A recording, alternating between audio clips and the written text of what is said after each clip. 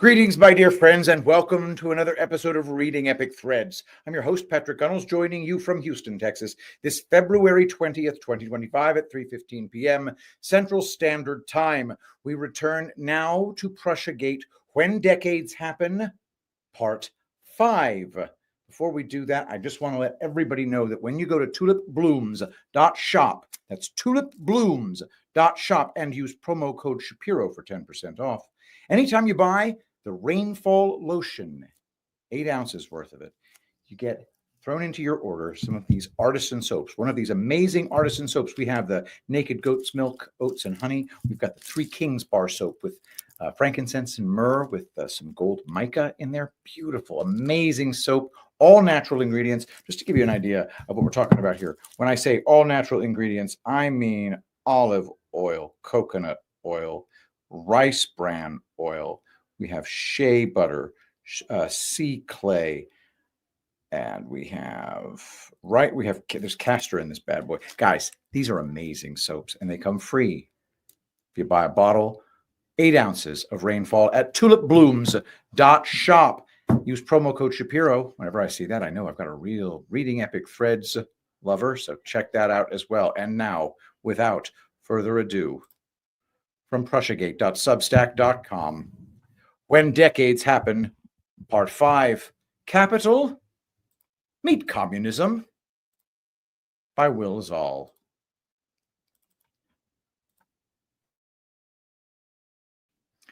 So far, we have explored the 18th and 19th centuries and how revolution evolved as a weapon to be deployed to destroy nation-states from within. By the early 20th century, communist uprisings were abject failures. Despite the help from British Russophobes, Karl Marx died without ever seeing a successful revolution. Throughout the 19th century, Russia was fattened up to suffer the same fate as the French monarchy 100 years earlier.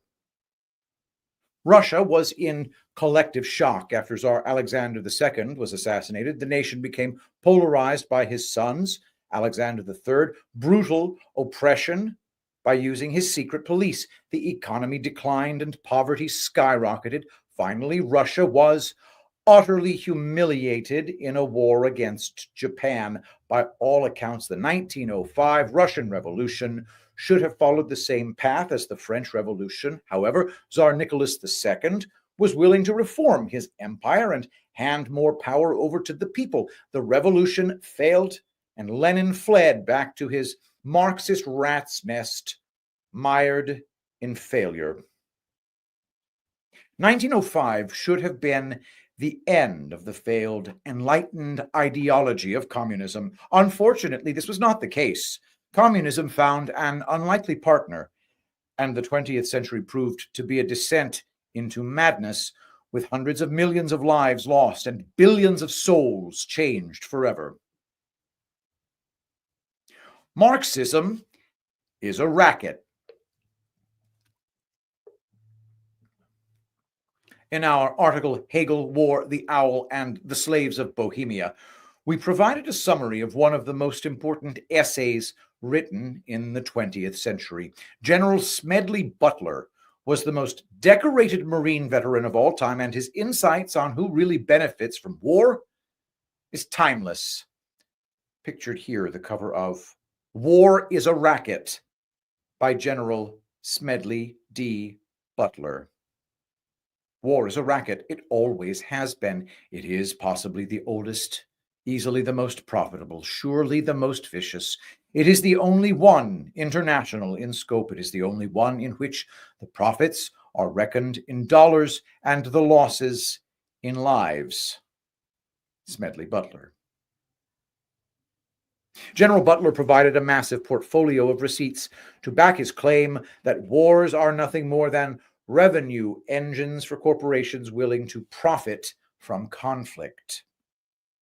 However, none of this corporate profit that General Butler referenced was possible without a rapid expansion in the supply of money and credit. Just a few years earlier, the Federal Reserve Act was signed into law by President Woodrow Wilson.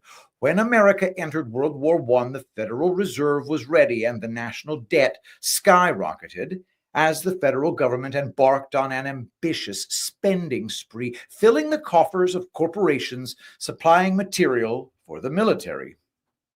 Paul Warburg was a Prussian banking immigrant. In New York, he joined the German-American banking firm of Kuhn, Loeb and Company and made it his mission to establish a central bank in America. He succeeded with the formation of the U.S. Federal Reserve, and in 1917 he was the vice chairman of the Federal Reserve Board. Coincidentally, his brother, Max Warburg, was advising the Kaiser at the same time on financial matters concerning World War I. It would appear that as America and Germany were locked in battle, the two brothers were working out ways to adequately finance both sides of the war. By the end of World War I, the American taxpayer was in eye-watering debt, while the American corporations were flush with new capital. Germany, of course, fared much worse. The nation was bankrupt, taken over by socialists, and about to plunge into a Weimar hyperinflationary inferno. German corporations, however, were making bank as they snapped up the nation's resources and supply chains for pennies. For both nations, corporate balance sheets were flush with new capital, with their citizens shouldering the burden of their respective governments' mismanagement. Be that as it may, the fates of America and Germany paled in comparison to what Russia was about to experience. 1917 marked the first successful Marxist revolution. Russian history and culture were about to be annihilated and replaced with a communist utopian hellscape. Contrary to the historical narrative, the Soviet Union was anything but a triumphant people's uprising. Its success as a communist dictatorship depended on the one thing Marxist ideologues professed to hate: capital. Lots of capital. As Germany and America threw innocent men onto the battlefield against each other, the bankers, crony capitalists, and power brokers from both nations worked together. This time, the Marxist revolution in Russia was going to succeed, and the nation's supply chains and resources would be carved up like a piece of meat, along with its people. Ironically, all that Marxism needed to succeed was money. Marxism was about to become the biggest racket of all time. Enlightened capitalism.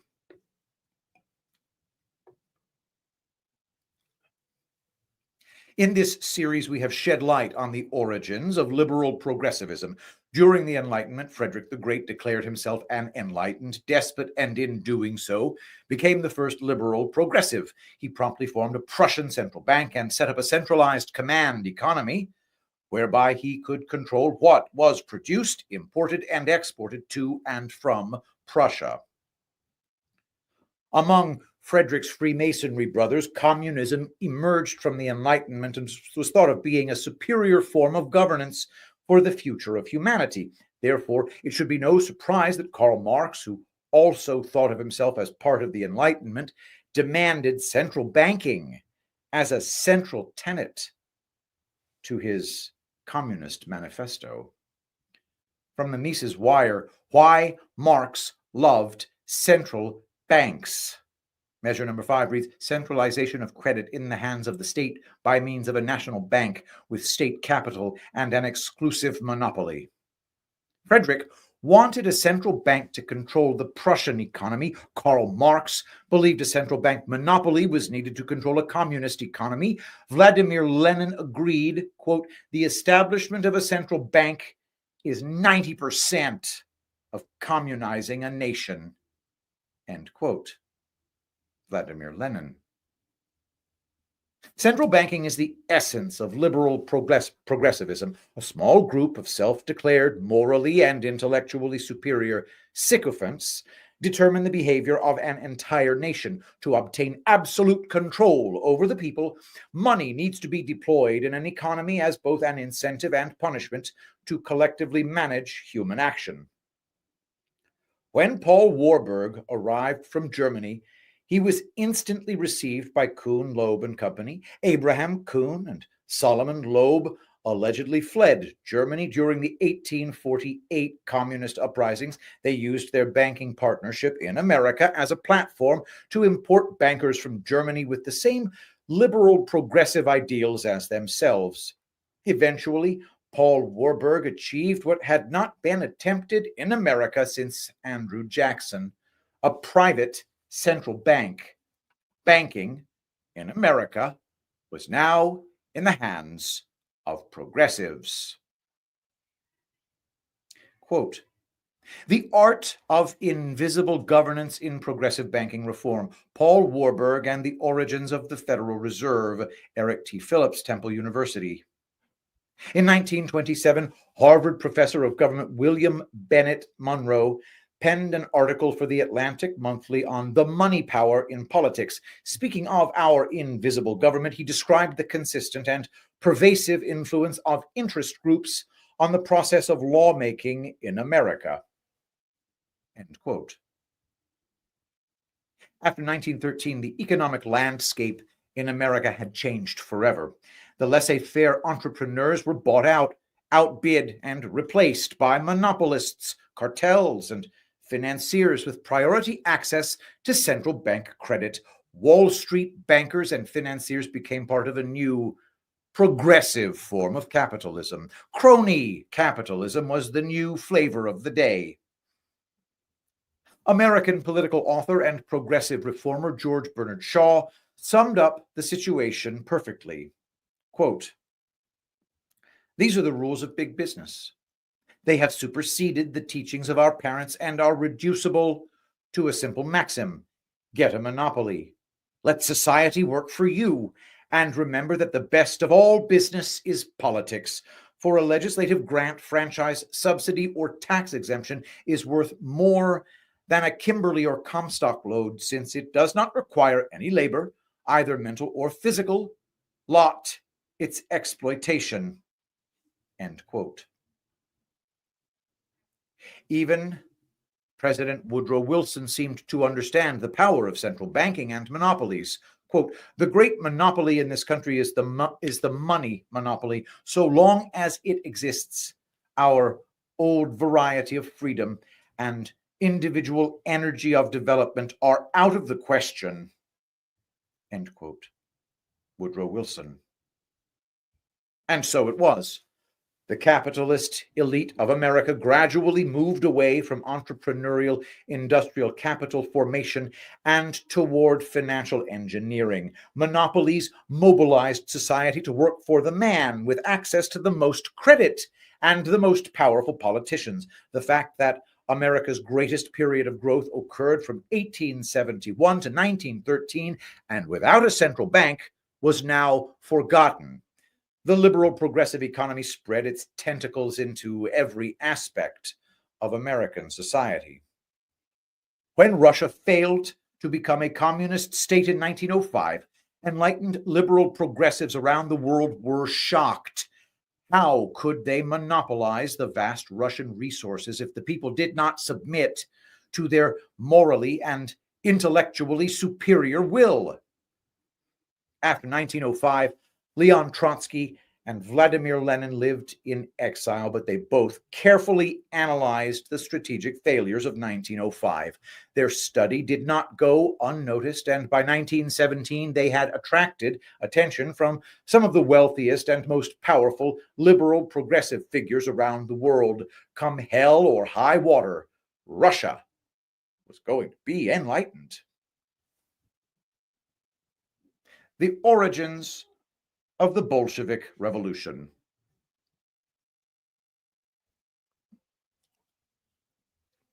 For the remainder of this article, we will draw upon famed researcher Anthony C. Sutton and his comprehensive work on the Russian Revolution.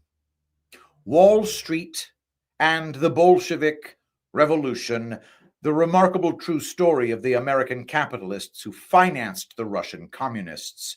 Anthony C. Sutton. The title speaks for itself. and is a highly recommended read for anyone who wants to understand how and why communism has persisted and plagued the world since 1917. In short, communism is only possible when it is supported by capital that is controlled by a progressive central banking system. Eventually, one cannot survive without the other, and today we are living in a world where both communism and crony capitalism are merging into a Marxist global superstate. The Marxist sales pitch.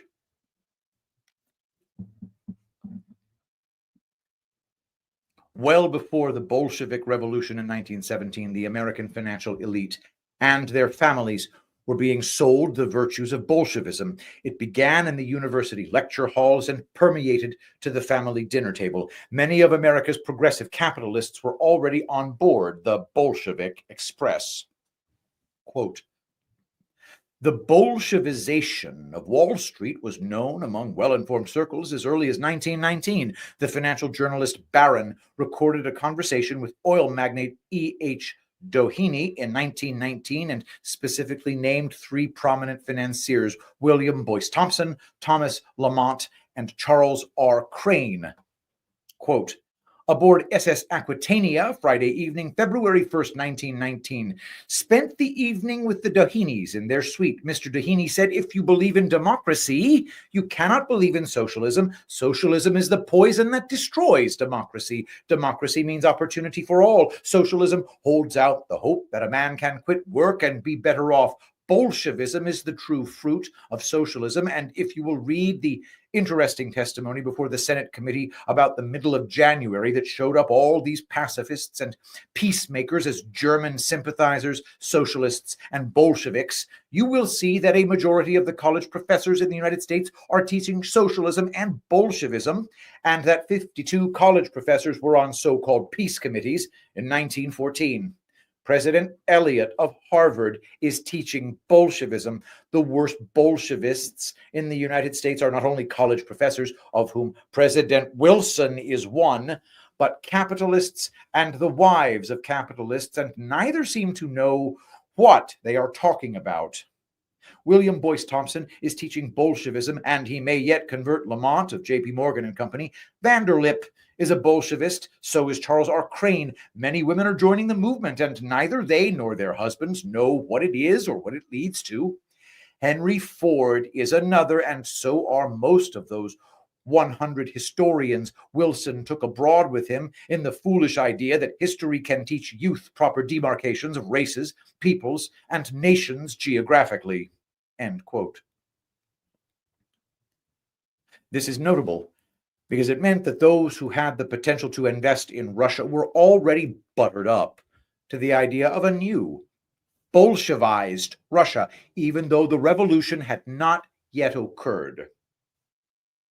The man who perhaps let the Bolshevik cat out of the bag was Olof Aschberg. Olof was a Russian Jewish banker who was the head of the Swedish bank, Nya Banken. During World War I, Olof's banking operations were clearly helping the Germans.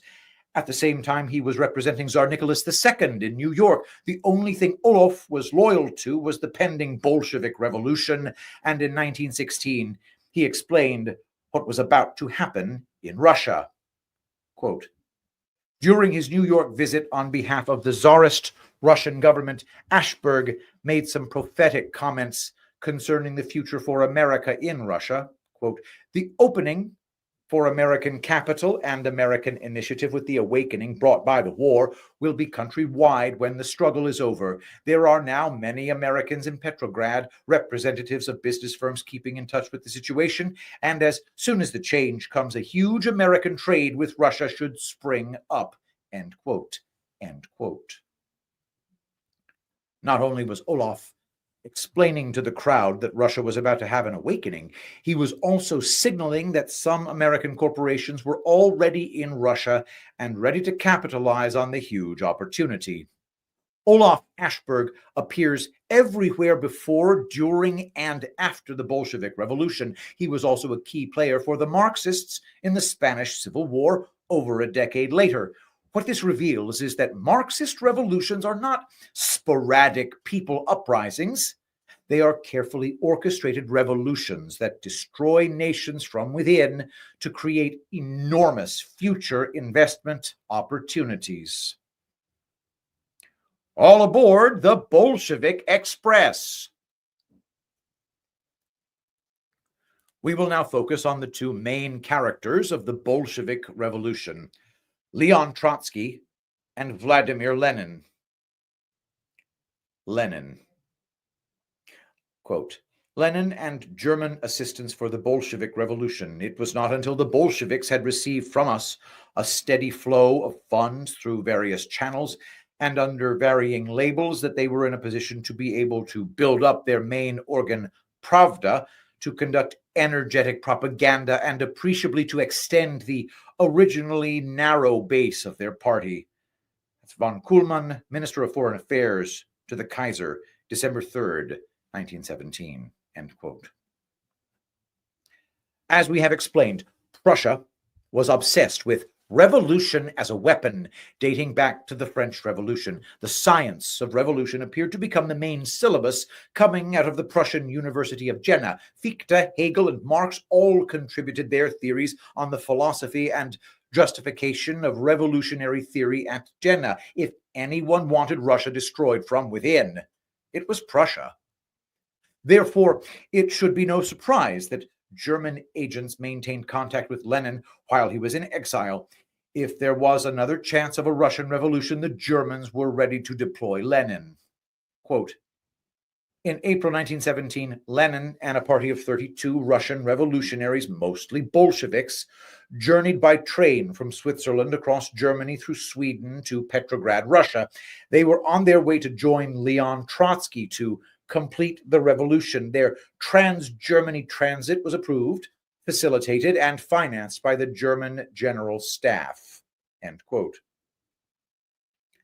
German Chancellor Theobald von Bethmann-Hollweg was the bureaucrat in charge of releasing funds to Lenin. Theobald, perhaps unsurprisingly, was from a very prominent German banking family. Quote, since 1712, Bethmann Bank is one of the oldest private banks and one of the leading providers of private banking in Germany. Read all about it. The origin of the name and the financial center. The merchant and banking family Bethmann found the bank Gebrüder Bethmann in Frankfurt am Main, 1748. End quote. To maintain a certain level of plausible deniability, there was a chain of custody for the flow of funds from Germany to Lenin. Final decision, Bethmann-Hollweg, Chancellor. First intermediary, Arthur Zimmermann, State Secretary. Intermediary 2, Brockdorff Rantzau, German Minister in Copenhagen. Intermediary 3, Alexander Israel Helpand, alias Parvus. Intermediary 4, Jacob Furstenberg, alias Genetsky, Lenin in Switzerland. End quote. Furstenberg was the direct link to Lenin, and Parvus was a direct link to the German government. However, both men needed a compliant bank that could facilitate their transactions. Olaf Ashberg's Swedish bank was ready, willing, and able. Quote, it was discovered that during the last few months, she, Evgenia Sumenson, had received nearly 1 million rubles from Furstenberg through the Närbanken in Stockholm, and that this money came from German sources. End quote. The other curious aspect regarding Lenin's trip from Germany to Moscow was a dossier that fell into the hands of the American diplomat in Russia, Edgar Sisson. New York Times, September 15th, 1918. Quote, documents prove Lenin and Trotsky hired by Germans. Communications between Berlin and Bolshevist government given out by Creel. Berlin finance revolt. Commander selected by Great General Staff defended the Russian capital. 70 official papers give Edgar Sisson, special agent of Bureau, obtains and verifies evidence of treachery. Lenin and Trotsky hired by Germans.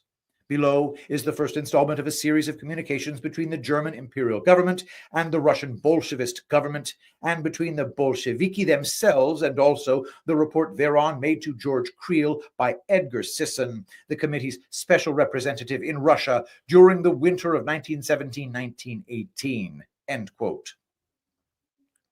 This was, perhaps, the most damning of all information that came out of the Bolshevik Revolution. However, it was later determined to be misinformation.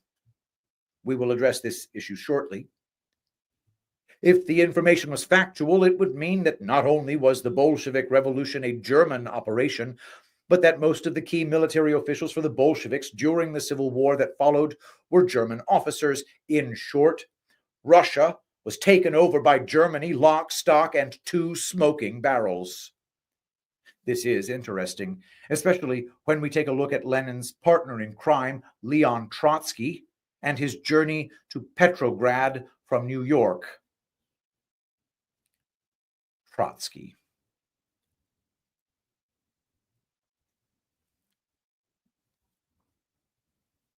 On January 13th, 1917, Lev Bronstein arrived in New York with his family. He could only speak German and Russian. However, his German was reportedly much better. Bronstein had little to no money and made about $12 a week writing for a Russian language newspaper. 3 months later, he was arrested on the SS Christiansfjord by Canadian authorities in Halifax. The ship was heading to Petrograd, and he was traveling with an American passport and $10,000 in cash. In only 3 months, and without speaking English, Lev Bronstein was swimming in cash and became a legalized citizen of the United States. After a brief interrogation, he was released, and the ship continued its passage to Russia. How did the bizarre story of Lev Bronstein, later known as Leon Trotsky, come to pass? We must first have a look at who was on the Trotsky cruise ship when it was intercepted by the Canadians. Quote, consequently, by virtue of preferential treatment for Trotsky, when the SS Christianiafjord left New York on March 26, 1917, Trotsky was aboard and holding a U.S. passport, and in company with other Trotskyite revolutionaries, Wall Street financiers, American communists, and other interesting persons, few of whom had embarked for legitimate business. This mixed bag of passengers has been described by Lincoln Steffens, the American communist. End quote. Lincoln Steffens was on his way to Russia to participate in the revolution. He was invited to Russia by the financier Charles Crane, who was making frequent visits to Russia and set up the Westinghouse Company there. Steffens was a direct contact, therefore, to both Trotsky and Charles Crane.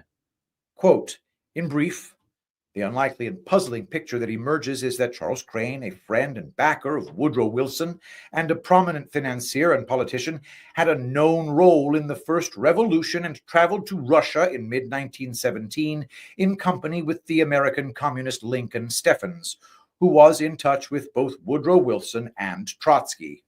End quote. The Trotsky-Steffens-Crane-Wilson relationship is significant, particularly with respect to the origins of Trotsky's grant of American citizenship. Quote, Woodrow Wilson and a passport for Trotsky. President Woodrow Wilson was the fairy godmother who provided Trotsky with a passport to return to Russia to carry forward the revolution. This American passport was accompanied by a Russian entry permit and a British transit visa. Jennings C. Wise, in Woodrow Wilson, Disciple of Revolution, makes the pertinent comment, historians must never forget that Woodrow Wilson, despite the efforts of the British police, made it possible for Leon Trotsky to enter Russia with an American passport. End quote. With respect to the $10,000, we can look at a report from Lieutenant Colonel McLean from Canadian Military Intelligence. He published the report in his own magazine, Why Did We Let Trotsky Go? Quote, the man chiefly responsible for the defection of Russia was Trotsky, acting under German instructions. Who was Trotsky? According to McLean, Trotsky was not Russian, but German. Odd as this assertion may appear, it does coincide with other scraps of intelligence information, to wit that Trotsky spoke better German than Russian, and that he was the Russian executive of the German Black Bond. According to McLean, Trotsky in August 1914 had been ostentatiously expelled from Berlin. He finally arrived in the United States, where he organized Russian revolutionaries as well as revolutionaries in Western Canada who were, quote, largely Germans and Austrians, traveling as Russians, end quote. The U.S. government was also aware of the origins of Trotsky's funds. Quote, the theme of McLean's reporting is quite evidently that Trotsky had intimate relations with and probably worked for the German general staff. While such relations have been established regarding Lenin, to the extent that Lenin was subsidized and his return to Russia facilitated by the Germans, it appears certain that Trotsky was similarly aided. The $10,000 Trotsky Fund in New York was from German sources, and a recently declassified document in the U.S. State Department files reads as follows. March 9, 1918, to American Consul Vladivostok from Polk, Acting Secretary of State, Washington, D.C. For your confidential information and prompt attention, following is substance of message of January 12th from von Schatz of German Imperial Bank to Trotsky. Quote, consent Imperial Bank to appropriation from Credit General Staff of 5 million rubles for sending Assistant Chief Naval Commissioner Kudryashev to Far East, end quote. The Lenin and Trotsky traveling circus signaled the beginning of the end for Russia and the birth of the Soviet Union. Loaded with cash, gold, banking contacts, capital investment, fake passports from American and German State Departments, and special military operators, the 1917 Bolshevik Revolution could now begin. The irony could not be starker. Marxism was a total failure without the immense capital and political power from the uber-wealthy liberal progressive crony capitalist class. Sisson revisited. The Sisson documents. In early 1918, Edgar Sisson, the Petrograd representative of the U.S. Committee on Public Information, bought a patch of Russian documents purporting to prove that Trotsky, Lenin, and the other Bolshevik revolutionaries were not only in the pay of, but also agents of, the German government, end quote. As we showed, the Sisson documents instantly became headlines in America. This is extremely important because it influenced public opinion and justified the deployments of U.S. troops into Russia. The narrative was that if Lenin and Trotsky were indeed German agents, then Russia was indirectly taken over by Germany. Since Russia was part of a World War I alliance with America, U.S. troops should be sent immediately into Russia. That is exactly what happened, along with British and French troops.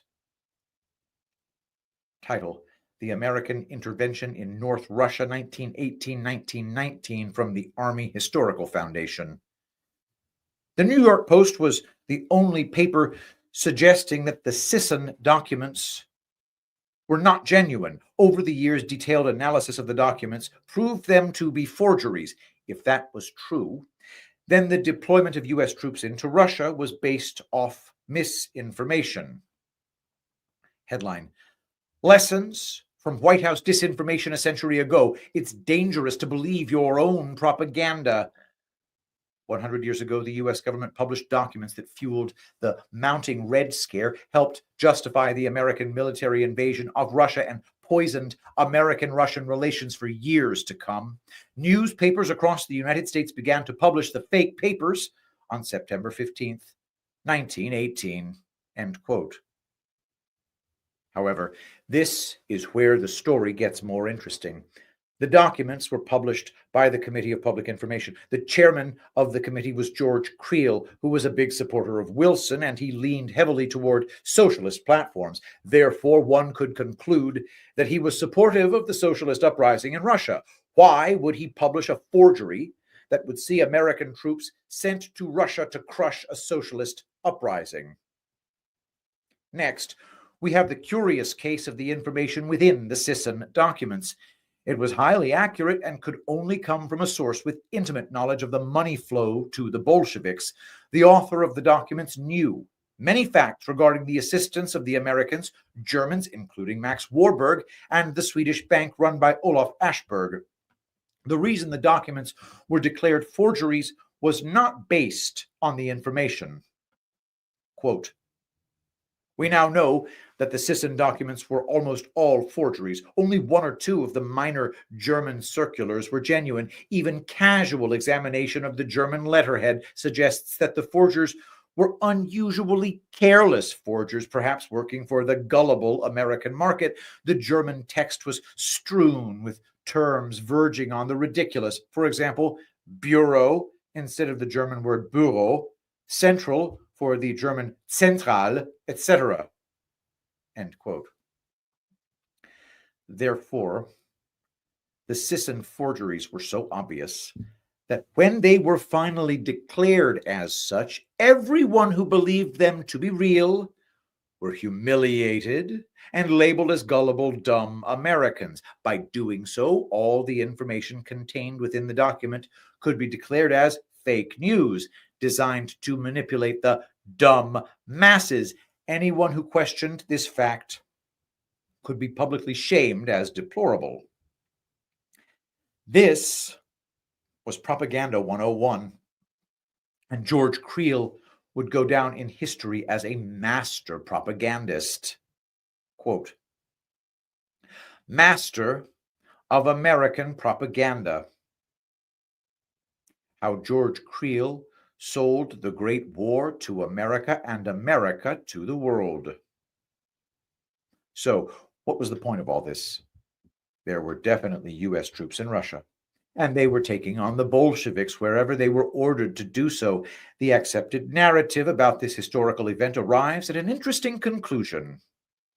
Quote, "President Woodrow Wilson and the State Department encouraged Sisson to collect evidence that Lenin and his comrades were German pawns, which would support the administration's anti-Bolshevik policies." End quote. Really? If Woodrow Wilson and his State Department were so anti-Bolshevik, why did they give Trotsky a passport? Why did they call for his release after his detainment in Canada? If the $10,000 he received was known by the State Department to be from German sources, why did this not come into question? Why did the New York bomb squad need to keep an eye on Trotsky the entire time he was in New York? We now come full circle to allow bullshit to look at itself in the mirror. Woodrow Wilson and his colleagues were sympathetic to the liberal progressive Bolshevik cause. Some of Wilson's largest donors, like Charles Crane, were in contact with American communists who had direct contact with Trotsky. Olof Ashberg explained to his New York audience in 1916 that there were already American corporations in Russia ready to exploit the massive opportunities coming from the awakening of Russia into a Marxist state. Marxism is a verb which describes the collective destruction of a civilization by people infected with the woke mind virus who believe they are marching toward a communist utopia. Russia was about to be destroyed, resulting in a total breakdown of law and order in the region. It was about to become the richest wasteland in the world. The Sisson documents, regardless of what was real or fake, deployed American troops into Russia. Think of the amount that was already invested in the new Russia. The breakdown of law and order was not good for existing capital investment. American troops were not deployed to defeat the Bolshevik Revolution. They were there to protect the invested interests of American corporations. Finally, if we follow the money, we can see that the capitalist elite of America and Germany were acting as partners in the Russian Revolution, while at the same time their respective soldiers were mutilating each other on the World War I battlefields. In order to create plausible deniability The Sisson documents and the subsequent rage and troop deployment by the Wilson administration provided a smokescreen, suggesting that their government was doing everything it could to defeat the Germans, despite the fact that after the war, the two nations would carve up the Russian carcass together.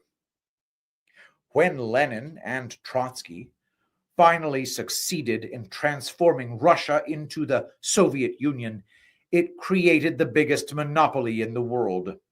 Selected corporate contracts with the old Russia would be fulfilled, and a massive return on invested capital for American and German corporations soon followed.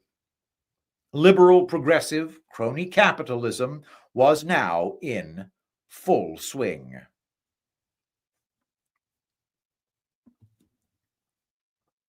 Dividing the spoils. Quote, "Dear Mr. President, I am in sympathy with the Soviet form of government as that best suited for the Russian people." A letter to President Woodrow Wilson, October 17, 1918, from William Lawrence Saunders, Chairman, Ingersoll Rand Corporation, Director, American International Corporation, and Deputy Chairman, Federal Reserve Bank of New York. End quote. World War I brought about the wholesale destruction of entire regions.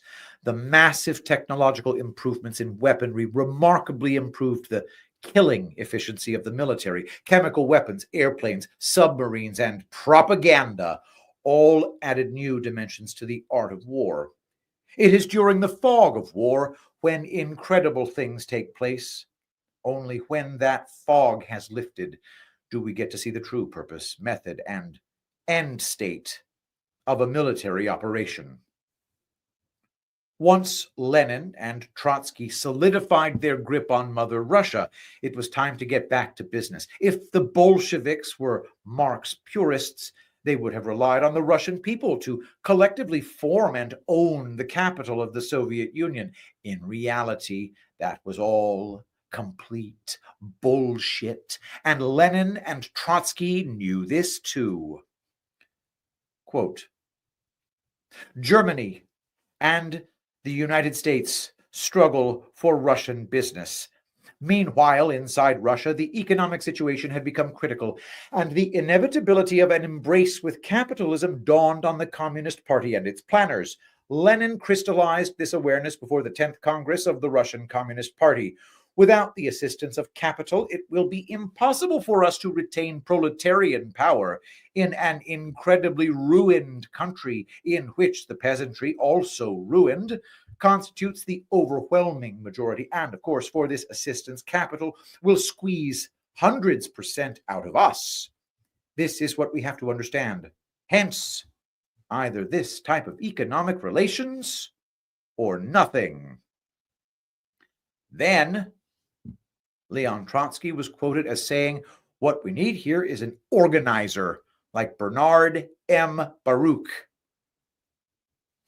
End quote.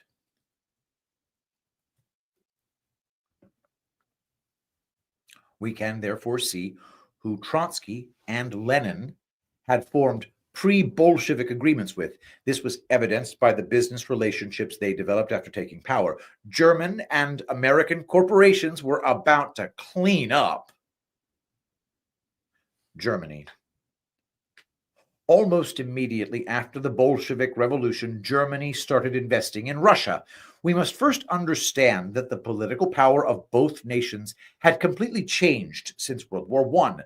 Russia was now Marxist, and the collapse of Germany also led to the arrival of a socialist regime. Therefore, they were now more politically aligned and ideologically more inclined to cooperate. Headline from the Texas National Security Review: "Sowing the Wind, the First Soviet-German Military Pact and the Origins of World War II." Ian Johnson.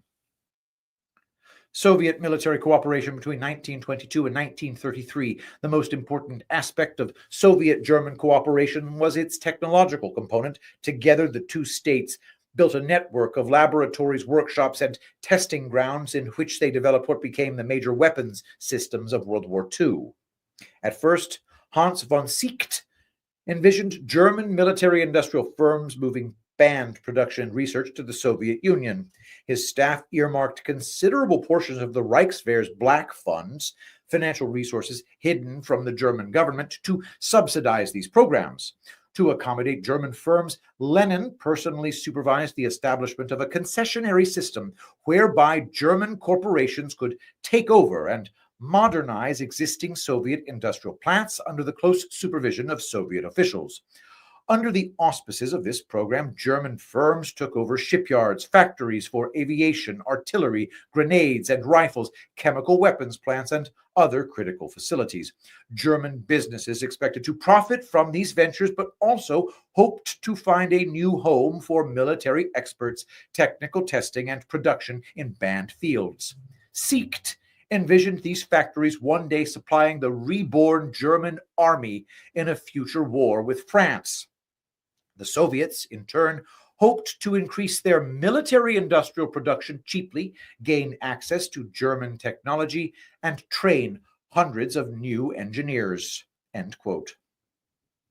Krupp, Daimler, MAN, and the chemical giant IG Farben all prospered spectacularly from a Bolshevized Russia. Lenin and Trotsky, in turn, cooperated with the depleted German military-industrial complex. At least the corporations could make good use of a miserable situation. America.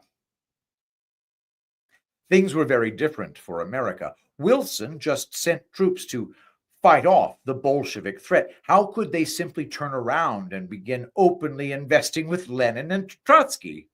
The narrative was actually quite clever.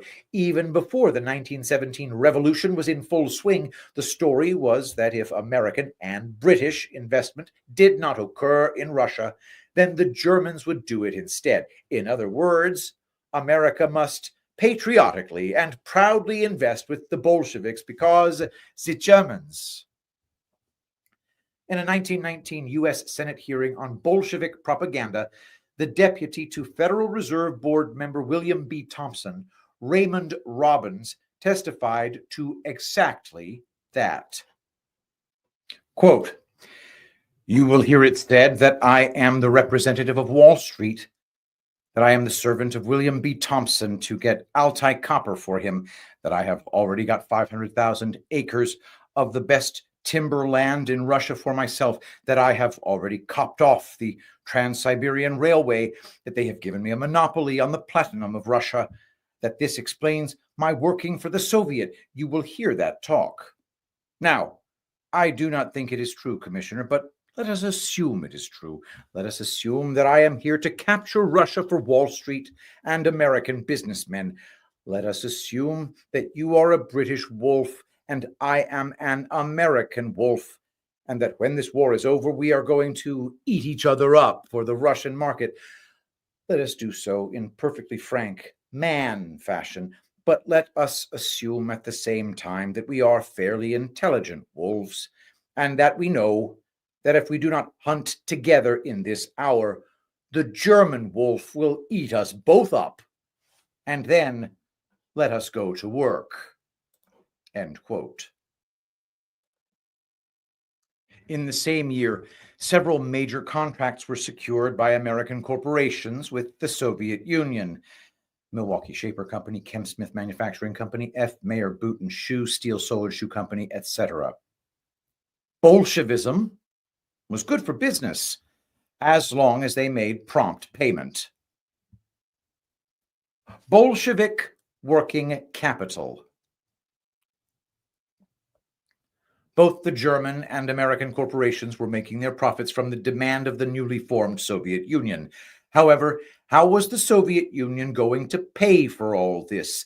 The nation lay in rack and ruin. The people were poorer than ever, and the aristocracy that owned most of the capital in Russia were either in gulags or they were dead. None of these corporations were going to help transform Russia into the Soviet Union without being paid in real money. Lenin and Trotsky needed to find a way to borrow the money, pay the corporations, and then find a way to pay back their debts over time. What they needed was working capital finance, and the globalist banking cartels were only too eager to facilitate their requests. William Boyce Thompson was appointed a director of the Federal Reserve Bank of New York in 1914. He was openly supportive of the Bolshevik cause and traveled to Petrograd in 1917. Publicly, Thompson was representing the American Red Cross and their mission into Russia. Privately, he was organizing a huge payment to Lenin and Trotsky so that they could complete their Marxist revolution. Quote, gives Bolsheviki $1 million. W.B. Thompson, Red Cross donor, believes party misrepresented. New York, February 2nd, 1918. William B. Thompson, who was in Petrograd from July until November last, has made a personal contribution of $1 million to the Bolsheviki for the purpose of spreading their doctrine in Germany and Austria. End quote. The American Red Cross in Russia was nothing more than an NGO that allowed for the laundering of USD from America to Russia via the Federal Reserve. The Bolsheviks were now flush with cash, but nowhere near enough to complete their mission. Lenin and Trotsky decided to raid and confiscate gold from every corner of Russia they controlled.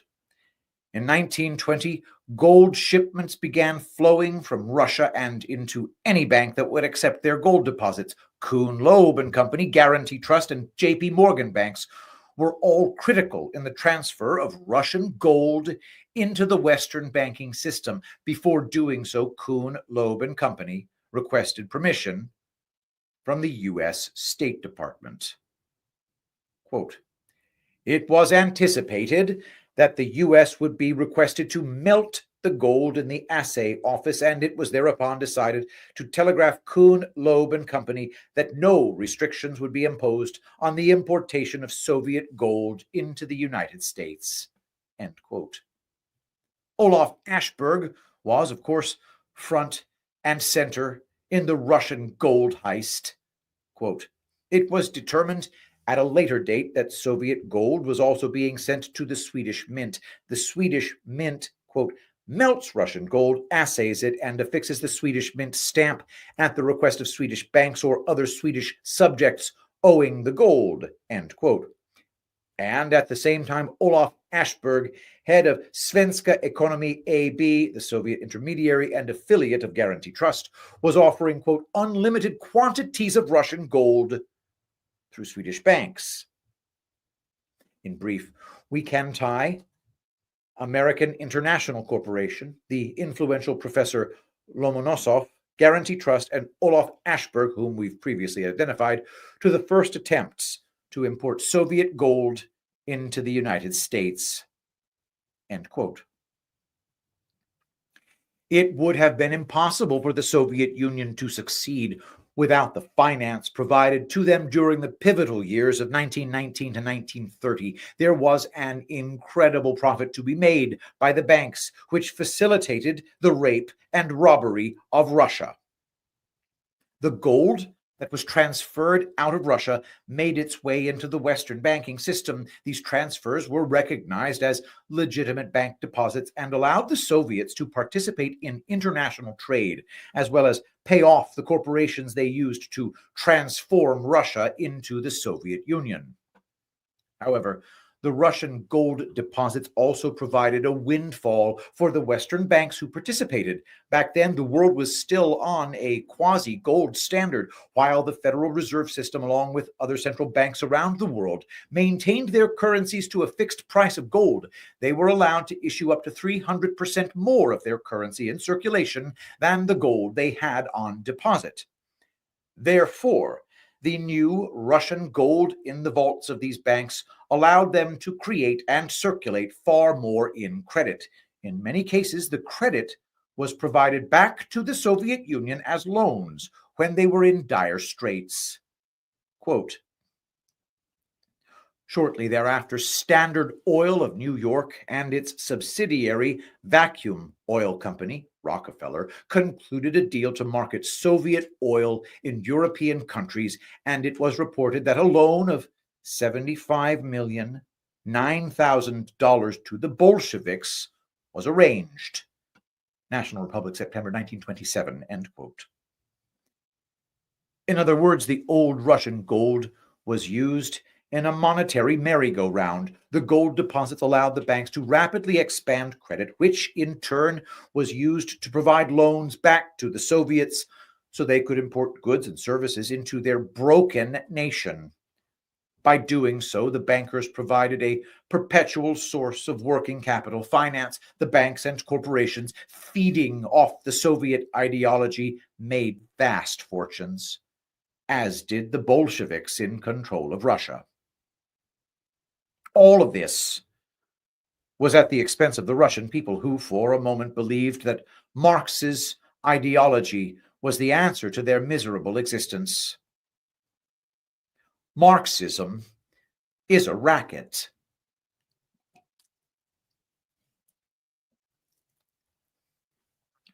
Panopticon Redux. At the end of this article, we provide a series of documentaries regarding the hell of the Bolshevik Revolution and the Gulag system that was implemented very soon after Lenin declared Russia to be under his Marxist control. For those who do not know the full extent of the horror that the Bolsheviks unleashed on the Russian people, it is well worth the few hours to understand the intentions of Marxists once they gain power. As we have laid out in this series, Marxism is a complete failure as an organic movement. It was only once the bankers and crony capitalists realized the immense profit opportunities to be extracted from a Marxist revolution that the destructive movement became a reality. It was never about the people. It was always about wiping out a nation to take over its supply chains and resources for the benefit of the crony banking billionaire class. In fact, the people are who stand in the way when it comes to the transformation of a nation into a Marxist hellhole. They represent a mass of citizenry who decentrally own the properties, businesses, and employ the labor of a nation. They also have rights granted to them by their legal system, which makes it very hard to confiscate their lands and businesses. A Marxist revolution obliterates the legal system, deprives the people of their rights, and confiscates their wealth. However, the people are still alive, very aware of what was just taken away from them. So what does government do with all these people? In the Soviet Union, anyone who was an owner of capital, land, or employed too many people was shipped off to the gulags. In many cases, this included their wives and children. The Bolsheviks released dangerous criminals from prisons and deployed them to run the gulags. Women were systematically raped, and everyone was forced into slave labor to build railways, mine coal, gold, and other resources. In other words, these gulags became profitable enterprises which allowed the Bolsheviks to pay back their loans with interest. Millions of people died in the labor camps, but those who managed to survive and return back to their villages served as a reminder to everyone else what happens to you if you become an enemy of the state. The Cheka was the much feared Bolshevik secret police. Quote, the Cheka's directive was to persecute and break up all acts of counter-revolution and sabotage all over Russia, no matter what their origin, to bring before the Revolutionary Tribunal all counter-revolutionaries and saboteurs, and to work out a plan for fighting them. End quote. The Cheka arrested, interrogated, and executed the Russian people in their campaign to crush dissent. They were immune to legal prosecution and, in effect, acted above the law.